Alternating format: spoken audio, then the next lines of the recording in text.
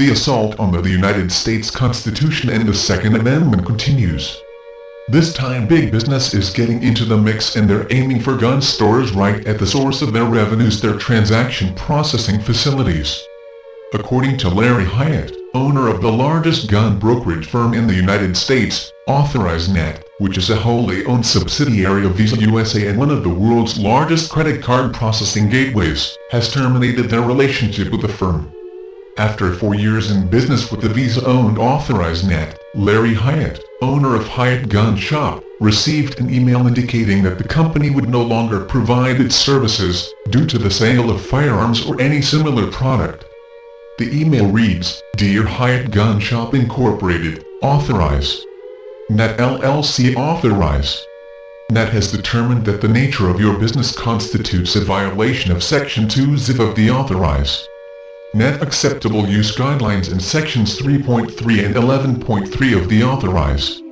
Net Service Agreement. The agreement. These sections include, but are not limited to, the sale of firearms or any similar product. Accordingly, pursuant to Section 4 of the Acceptable Use Guidelines, your ability to access and use the Authorize Net services will be terminated on September 30th, 2013. Hyatt's massive online store will be unable to process credit card transactions, giving the store only a few days to find a new processing company before AuthorizeNet terminates their business relationship. We've never seen anything like this, Hyatt Marketing Director Justin Anderson told the Washington Examiner. All of a sudden, after 4 years of doing business together, AuthorizeNet declares that Hyatt Gun Shop is in violation of their terms of agreement.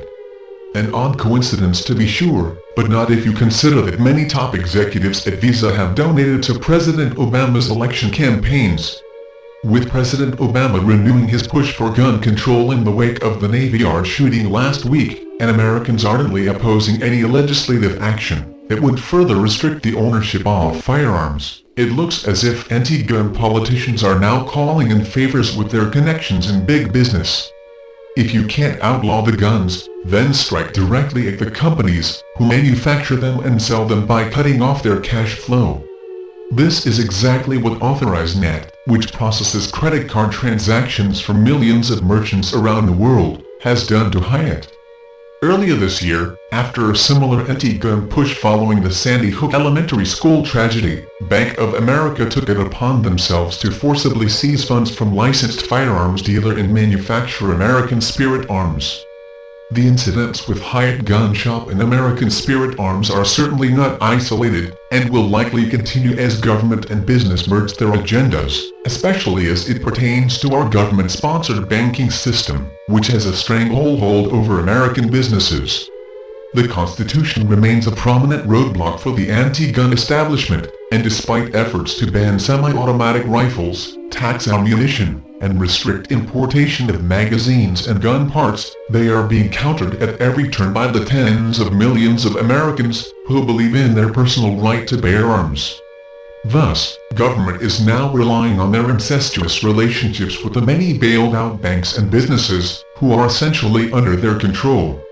If you think this was an accident, you're kidding yourself. A coordinated effort is underway to make it difficult, if not impossible, to acquire self-defense armaments that include guns, ammo, and accessories. Get them while you can. We saw what happened with the ammunition. Now it seems they are trying to lock down our ability to do business with legitimate gun dealers.